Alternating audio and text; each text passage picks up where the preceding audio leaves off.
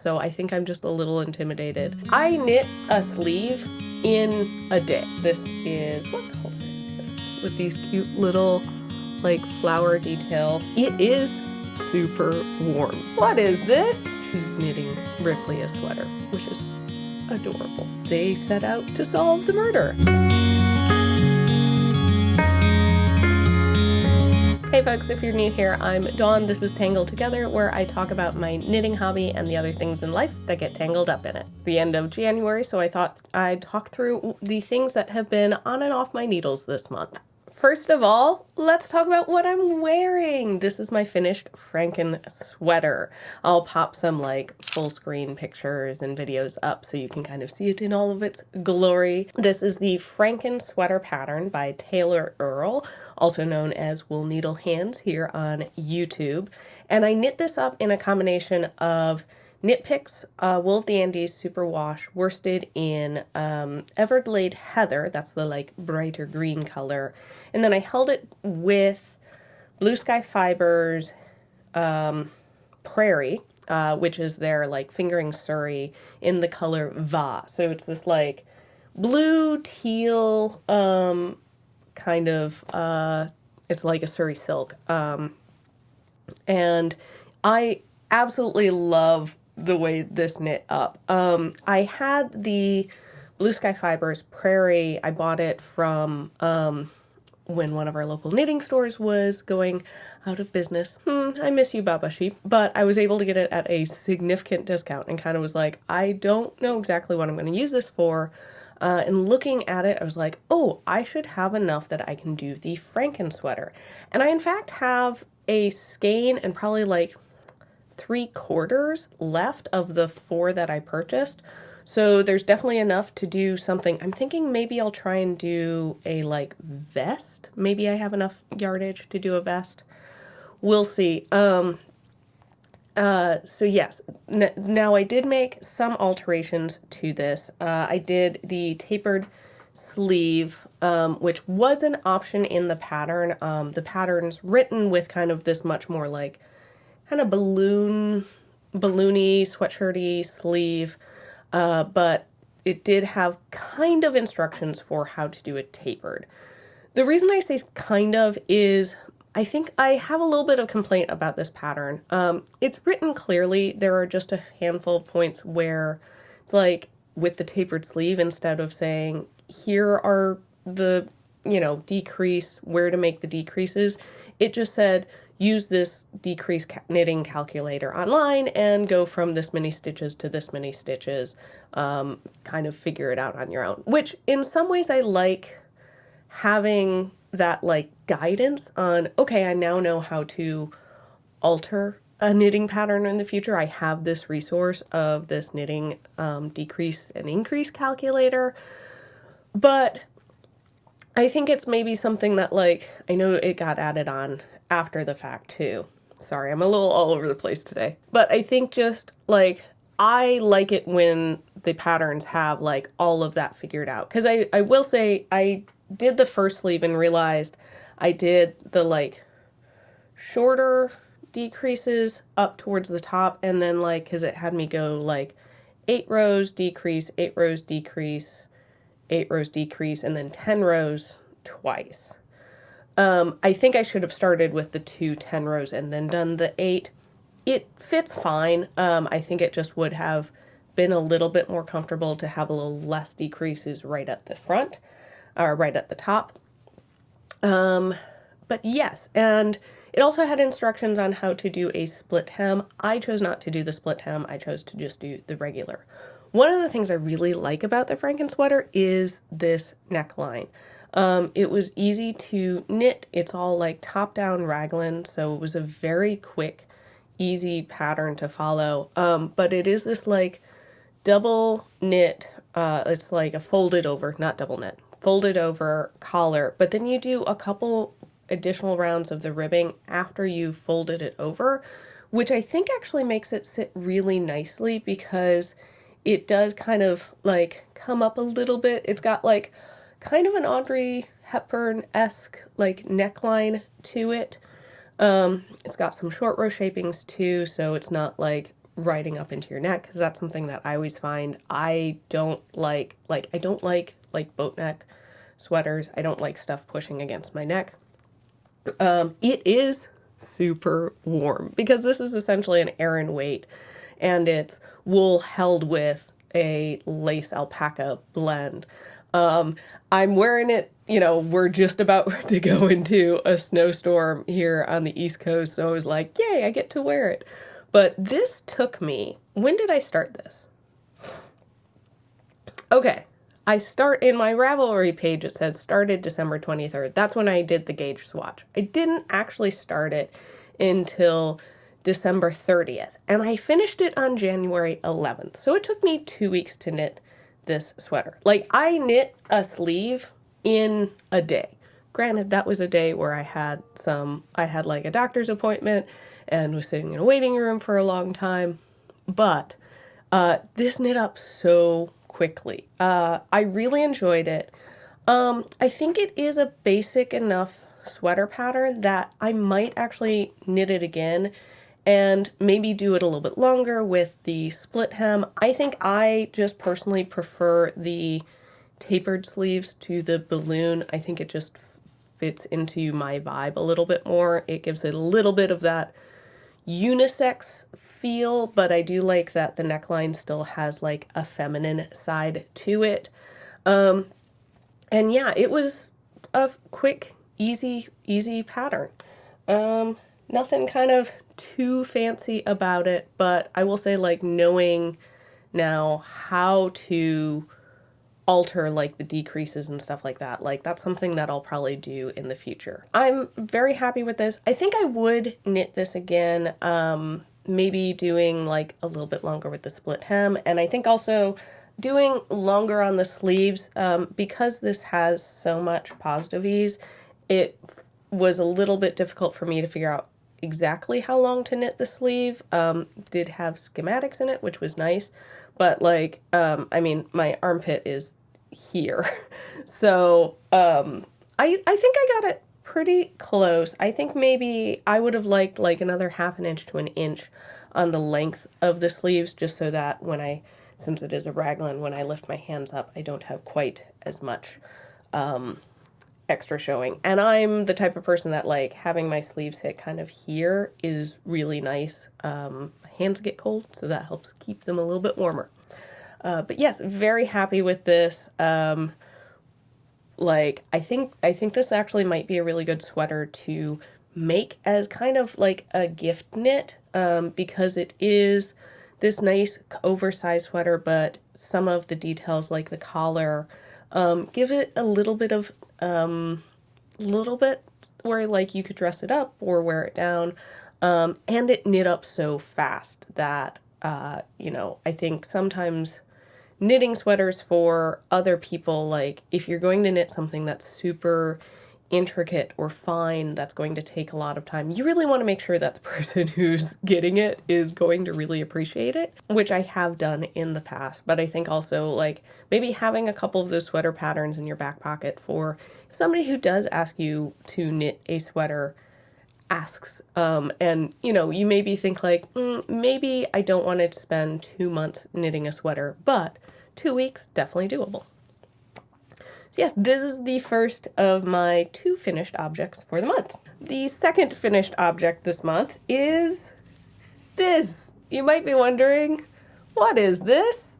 It's a dog sweater. We discovered kind of just around Thanksgiving that our younger of our 2 dogs, Ripley, who's our little black lab mix, actually enjoys wearing sweaters when it's cold. I put one on her. We had one that we'd gotten our older dog a while ago, but she never wears it. She's like a corgi mix and doesn't really need the sweater for warmth. But we had like a cold snap, and I noticed she was sitting just like shivering. So I was like, let me put this sweater on you, see if it helps. And she got excited, and like I took it off of her a little bit while later, but then like the next time I picked it up, she like ran over and her tail was wagging. So I'm like, oh, okay. And my kid realized that like the dog likes sweaters. Mom knits sweaters, and was like, Mom, you need to knit Ripley a sweater. So I knit the dog a sweater. Actually, my daughter has been learning how to knit. She's done like maybe one row of like 10 stitches. She's kind of knitting up a square very slowly. But she keeps saying that she's knitting Ripley a sweater, which is adorable. So this is Ripley's pup sweater, and I used the striped pup sweater by Stephen West. Now you will notice that this is just a like variegated yarn. It does give it a striped effect. The pattern that I used from Stephen West has instructions on using 2 different colors of yarn and striping it. I did actually, over our like holiday visiting family time period, start a different version of this using some just leftover stash yarn, actually from my Jenna sweater, the white and purple striped sweater. And I got about halfway through it and ran out of yarn. And because I was trying to use stash yarn, I didn't really want to buy a whole another 2 skeins of yarn just to finish this sweater for a dog. And also the other yarn I was using was Swish, which is a superwash merino, and I don't think it would hold up quite as well for a dog sweater. Like it's going to get a lot of wear and tear, whereas this is knit in Big Twist Menagerie. I had this left over from a cardigan that I made my daughter, and this is just like an acrylic yarn, so I can throw it in the washer and dryer, don't have to worry about it at all. So yes, so this is kind of like my second version of this sweater. As far as the pattern goes, I like the amount of customization that Stephen West includes in the pattern. He's got schematics, so you can really customize it to your dog's body shape, because like all sorts of different dogs have vastly different body shapes. Like the ones that I think they're his dogs that he has like pictures of are bulldogs. So they've got just kind of that like roundness. But Ripley is like, she's got that big chest, but then like teeny tiny waist. And I knit this in, I think it was like the 4th or 5th size. And I definitely think I will end up making her another dog sweater. Because it was pretty quick to knit. Again, I started this on January 10th and finished this on January 21st. But I think in the future, I'm going to size down the neck and size down the body a little bit. I sized down once with the body. I could have easily done like 2 or 3 times because overall it is a little big. Now this yarn, I do remember when I made the sweater cardigan for my daughter, it kind of stretched out quite a bit, but when you wash it and dry it, it kind of shrinks back up a little bit. So I think I'm going to try like throwing it through the wash and seeing what it does. But it fits her. It's just a little loose. I definitely have those things to know of like, okay, here's how I can alter it to make it really fit her. And there also was like instructions on having an optional like harness, like hole essentially to be able to attach a harness inside, which I think that was great. I didn't do any of that. And you also could, instead of having like the ribbing around the leg, just have the plain leg hole. I think depending on the dog, I actually really like the way that the little bit of ribbing looks. And I think also because it is a little loose on her, that kind of helps it stay where it should a little bit more. But yes, happy with this. Ripley now has a sweater, and my daughter's thrilled that she can match the dog. Let's talk about my works in progress. Now, you may have been expecting to see something else as a finished object this month, and I kind of had been hoping to have it as a finished object, and you know, we're still like a week away from the end of the month from when I'm filming this, so who knows, maybe it will actually get finished this month. But that is my book club cardigan. So I had to take a pause from this because I realized I didn't have a long enough needle to do the ribbing on the bottom in the right size. So I had to pause for a couple of days until I could get that a needle that would reach, because it was like, I don't want to have two different needles that I'm jumping between, because that just seemed like a good way to drop stitches. But all I have to do is pick up and knit the double knit button band, sew on the buttons, block it, and then I can wear it. I've actually been able to like try it on, and I think it is a little tight and a little short, but I did, when I blocked my gauge swatch, notice that like, because it's cables and everything, it did grow after it was blocked. It let the cables relax and everything. So I'm pretty confident it's going to fit, because it's also like not that tight. So I think that's just going to give it enough room that it's a comfortable fit. I also got buttons, but these are the buttons that I got for it. They are from Hall & Hoof. They are handcrafted ceramic buttons with these cute little like flower detail kind of things on it. I think they're gonna go really well because they're kind of still like a neutral, but there's a little touch of detail to them. So I'm very excited to add those on. They are ever so smaller than the recommended button size, so I think I'm going to keep that in mind as I'm doing the button band, and just be mindful of like the buttonholes, maybe make them like one stitch smaller, just so I'm not like, it's not popping open. This is still a work in progress, but so close to being finished. I just have to do that, pick up and knit the button band. And I probably should have, after I finished the Frankensweater, just gone ahead and picked up these stitches. But I don't know, it's been a little, this is going to be my first time doing a double knit button band, so I think I'm just a little intimidated and like needing to pick up that many stitches in an evening. I just haven't been motivated. I've wanted a little bit more of like, ah, look, I've made progress. But yes, I think this is going to be the next thing that I'm not going to cast on anything else until I finish this. I say that, but I do have another work in progress. So this is kind of my like take with me small project that I'm working on. And that is a pair of socks. So I've started the like cuff and into the leg. These are the Campbell Socks by Fabian Gassman. It's in the Simply Socks book from Knit Picks.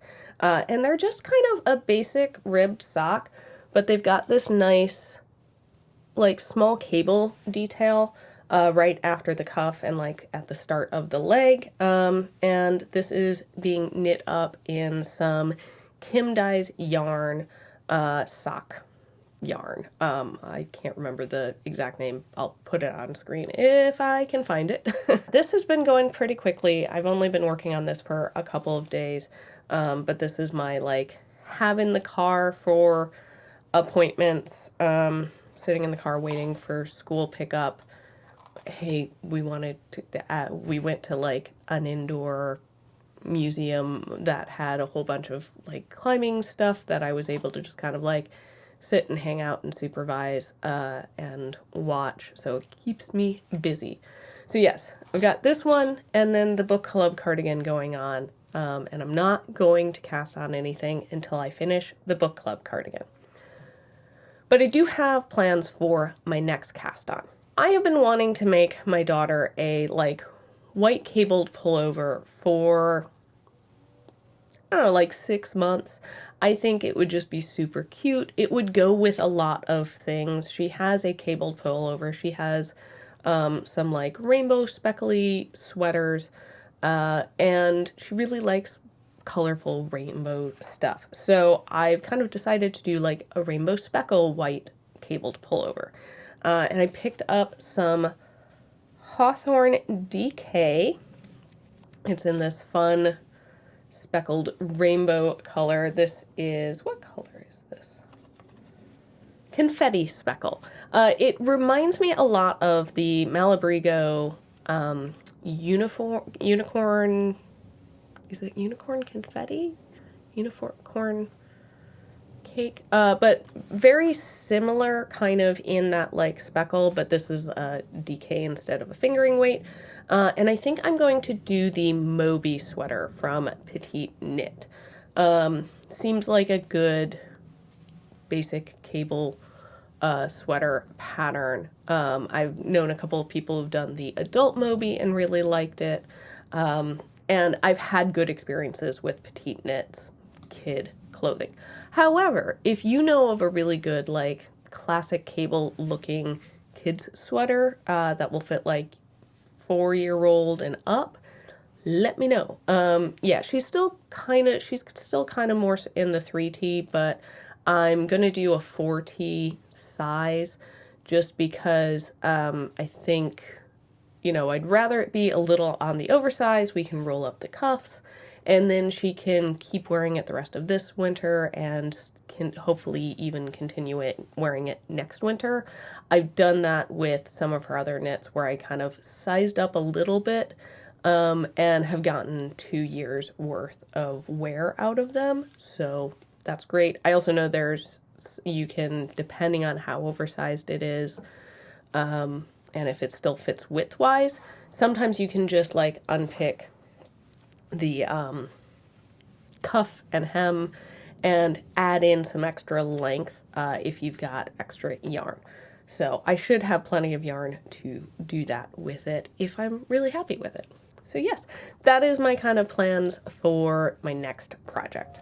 Okay, let's do a very quick kind of off the needles, what other things have I been working on? I did at the beginning of this year finish reading Tusk Love. That I don't have it to show you because that was a library book. I loved it. I watched season 1 and season 2 of Critical Role, so like I got to experience like the references to Tusk Love in campaign 2 in the Mighty Nine. So it was really fun reading this like book that existed in the game. It was fun. It's a fun romance, spicy novel, fantasy. Yeah, really enjoyed it. If you're a fan of Critical Role and you like romance fantasy, I definitely recommend reading it. If you just like romance fantasy, you can also read it. There's not anything that like you're missing out if you aren't familiar with the world of Exandria. Like there are some cool little Easter eggs, I feel like, in the book if you do know it. But you don't need to know anything about the world or have seen any of the campaigns ahead of it to just enjoy the book. But yes, the book that I am now reading is 3 Bags Full, a sheep detective story by, who is it? Lonnie Swan. By Lonnie Swan. This flock of sheep discover that their shepherd has been murdered, and they set out to solve the murder. I think this is actually being turned into a movie that's coming out later this year. So I definitely want to read this like before seeing the movie. I think that movie would be a great movie to do a like knitting at the cinema type thing. So, hey, if you're in Hampton Roads and you know of anybody organizing that kind of thing, leave it in the comments so I can potentially go. Or anybody else who's in the area can go. But really enjoying this so far. I'm only like 50 pages in, but it's very fun.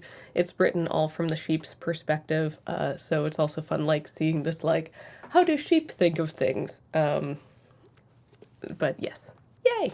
And then the other thing that I've been doing kind of crafty-wise is I put together a little book nook. Can I grab it?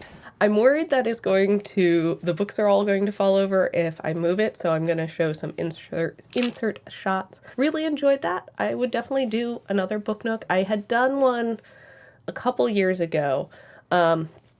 This one, I'll put the name of it up, was really well done because it had everything you needed except for a pair of scissors. That was the only thing I had to like go get. It even had like a little ruler piece in it. It had paint for painting some of the sides so it blended in with the pre-primed wood. It had like a little piece of sandpaper so you could file down any bits that kind of were left from popping it out of the like laser cut wood pieces. The instructions were really clear. A bunch of it snapped together without even needing to be glued together. And it had the glue in a little easy to use pen. So if you're looking to do a book nook, I would highly recommend trying to find something from this company. It's cute, it's fun, it gets to sit above my desk and makes me happy. The other kind of big thing that happened this month is my husband and I put out a video on Roll for Initiative, which is my other channel, kind of talking about our plans for that channel. So we're kind of closing the chapter on Roll for Initiative, on doing the like tabletop roleplay videos. We just haven't had a whole lot of time to actually be playing, so it feel like we talk about it over there. We are planning on still doing something on that channel, and we'll announce more of it there. But that means I'm having a little bit more like mental space for the knitting videos, and it also means we paused the Patreon over on Roll for Initiative, and I may actually kind of morph it into a like dual Patreon for Roll for Initiative and for this channel. I'm trying to figure out what that would look like exactly. It might be like, okay, there's a tier specifically for the Roll for Initiative, there's a tier for Tangled Together, and then there's like the all-encompassing, you just want Dawn and Ryan content. And as well as like what we would put up there as like patron exclusive stuff. So if that's something that like you would be interested in, I would love to know like what are some things you might want to see as patron exclusives. You know, it would be pretty easy for me to do like maybe like monthly pattern roundups over there. I know I really like doing the like, here's cabled sweaters, here's cardigans, those ones that I've done a couple of them on this channel, but also like over the month, there are definitely, you know, as new patterns release and I see them on Ravelry or see them on Instagram or other places, like stuff that I've kind of like tucked away. So that might be something that might go up there. But if there's anything else, let me know in the comments and we might be able to do that. For some of my day-to-day stuff, make sure you're following me on Instagram, and more details about my projects you can check out on my Ravelry page. I would love to know, what have you been working on this month? Did you make any of the projects that I have made or am working on? What did you think of them? I'd love to know down in the comments below. Thank you so much for watching, and I'll see you next time. Bye!